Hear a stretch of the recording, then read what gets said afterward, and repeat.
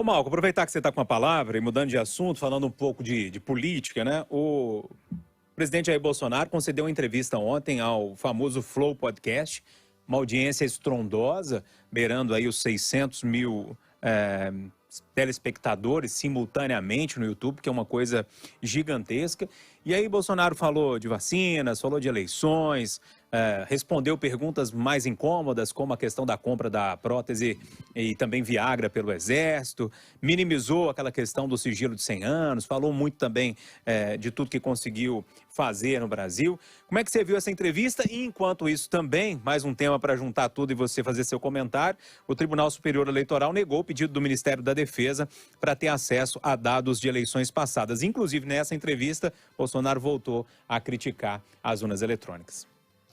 Primeiro, o lado histórico da entrevista de ontem, né? 5 horas de entrevista com o presidente. Um presidente muito à vontade, dizendo que pensa sobre vários assuntos. Sempre acompanhado de uma tarja que o programa fez questão de colocar durante toda a sua exibição. Confira o que está sendo dito neste programa, ou seja, incentivando aos espectadores a acompanharem e checarem os fatos. Certamente esse podcast vai ficar gravado e ele entra para a história da política de 2022. Lá, Bolsonaro disse tudo o que acredita em relação a uma série de coisas. Falou sobre a rachadinha do Flávio, falou sobre cloroquina, falou sobre o que pensa sobre economia, deu bastidores do seu governo. É muito importante que o eleitor, se possível, gaste 5 horas da sua vida acompanhando o que o presidente disse. E se concordar com o que ele disse, que vote nele. Se achar que ali tinha muita coisa estranha, muita informação que não combina com a realidade, que faça outra escolha. Mas a imprensa cumpriu o seu papel. Dessa vez, não a imprensa tradicional, como está acostumado, mas um podcast trazendo 5 horas de uma entrevista franca com o presidente, que eu acho que vale a pena ser assistida. Ô Eduardo, o podcast em 2020, esse próprio podcast, o Flow, ele foi muito importante ali no xadrez político, nas eleições para a Prefeitura de São Paulo. Entrevistou todos os candidatos e essas entrevistas repercutiram demais. E agora eles entram também nessa história envolvendo as eleições deste ano, que são eleições presidenciais também para o governo. Fato é que essa conversa mais franca e sem muito prazo, como a gente tem aqui na mídia tradicional, acaba sendo uma novidade, né? Eu sou um cara muito realizado estando no rádio, mas eu, que não tenho muita intimidade com mídias sociais, percebi lá atrás que esse era o caminho. E devo confessar, não quero trocar nessa altura do campeonato, mas confesso que seria uma experiência que eu gostaria de viver, sabe? O que eu acho de mais enfadonho, de mais triste no tal debate de eleição é isso. Agora é hora do Júnior Moreira perguntar para Rita Mundim. Ô Rita, peraí, senhor Júnior, meu método, vamos botar o relógio para marcar. Pode perguntar. Ô Rita, eu queria perguntar para você o seguinte. Acabou seu tempo, senhor. Já acabou seu tempo. Ninguém aguenta isso. Então, me parece meio ultrapassado. Eu não vi essa entrevista, mas vi muita repercussão, 5 horas, 600 mil pessoas assistindo. E esse recado, confira, ou seja, confira hoje, amanhã e sempre. É uma experiência única e bom para o país. Rita Mundim, como é que você viu isso tudo, toda essa miscelânea de tema que eu trouxe aqui, a entrevista do presidente Bolsonaro, essa questão envolvendo o Superior Tribunal Eleitoral, negando esse pedido do Ministério da Defesa, enfim, tudo isso que envolve a campanha de 2022? Olha, Júnior, eu vou ser bem objetiva, inclusive, que pena que a Edilene não está aqui, porque na entrevista que a gente fez lá em Brasília com o presidente Bolsonaro, a gente conseguiu deixá-lo também, de certa forma, à vontade, né, no sentido dele poder explicar parte daquilo que o governo dele fez. Não durou 5 horas, mas foi uma entrevista com o presidente da República de mais de 1 hora. Então, a gente tem que ter o hábito de ouvir as pessoas, porque o ataque hoje ele é mais importante do que o conteúdo. Então, a manchete é mais importante do que o conteúdo.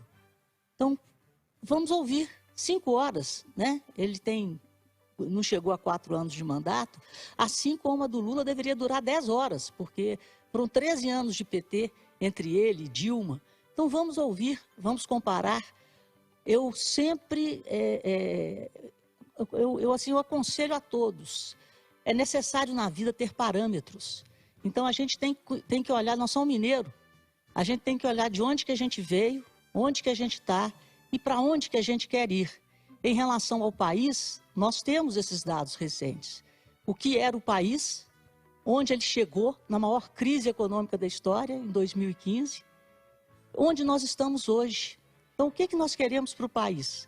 O que nós queremos para a construção do Brasil? Vamos ouvir o Bolsonaro, vamos ouvir o Lula e vamos ouvir a Dilma. Eu acho que é por aí. E vamos fazer as nossas escolhas. Ô, Ricardo Kertzmann, 5 horas e 20 minutos de uma entrevista que começou ali por volta das 7 horas da noite, foi. Eu parava de ver, ele entrava, tá ao vivo ainda, depois eu parava, voltava, tá ao vivo ainda, parece que não acabava, mas me parece que o caminho que a Rita deu é importante, assim, pra gente ver, ouvir, acompanhar todos os candidatos, pra gente decidir lá em outubro.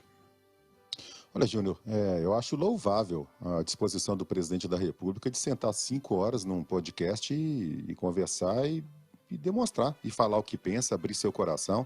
Eu posso concordar ou não com o que ele fala, eu posso acreditar ou não nas coisas que ele fala, mas eu acho a atitude louvável. E é bom lembrar que, algum tempo atrás, o mesmo programa, o Flow, convidou o ex-presidente Lula, que não foi. O ex-presidente deu uma entrevista longa também a um podcast que é concorrente desse aí, onde ele se sentia mais à vontade, talvez, para poder falar o que pensa, mas nesse aí não foi. Com relação a propriamente dito, as coisas que ele disse, com relação aos ataques às urnas, isso já é chover no molhado, né? Não é muita novidade, não. E com relação ao TSE, né, a negativa do ministro Fachin de abrir dados das eleições anteriores aos militares, eu acho que o Fachin fez muito bem. Isso não é prerrogativa dos militares, né, fiscalizar eleições passadas.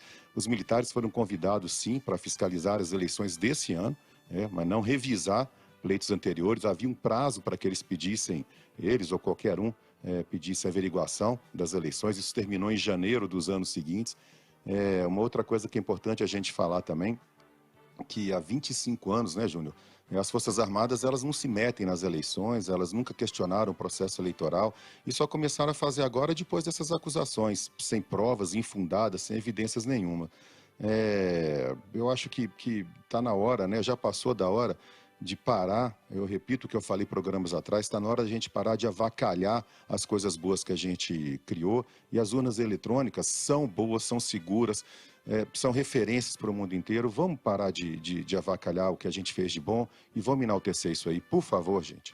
Isso é uma parte? Se você chegou agora ao rádio, ao Conversa e Oração, escuta a partir das 10 no Rádio Vivo, nós vamos repercutir essas mudanças no Zap Zap. Esse negócio de você sair da turma, a francesa é uma delícia. Então você está online, ninguém fica sabendo, é bom demais, adorei. Eles falam que eu sou especialista de saída francesa, ninguém viu saindo, Eduardo. E sigamos o conselho de Rita Mundim, que no bom mineirês quer dizer quem coçou, ou cotou e pão covou. Isso mesmo, Eduardo. E agora eu só queria fazer uma parte na fala do Ricardo, porque o presidente ele falou o que ele sempre disse. E eu chamo o Ives Gandra aqui, Eduardo. Você lembra dessa entrevista do Ives Gandra? Uhum. Ele falou que o presidente está certo, é a forma. Tudo que está posto tem que ser reformado, tem que ser mudado, tem que ser questionado. Nós não podemos acreditar que a verdade ela é plena. As coisas nasceram para evoluir, principalmente se tratando de tecnologia. Não vejo problema algum em aprimorar o processo eleitoral brasileiro. Aprimorar não, avacalhar sim, né?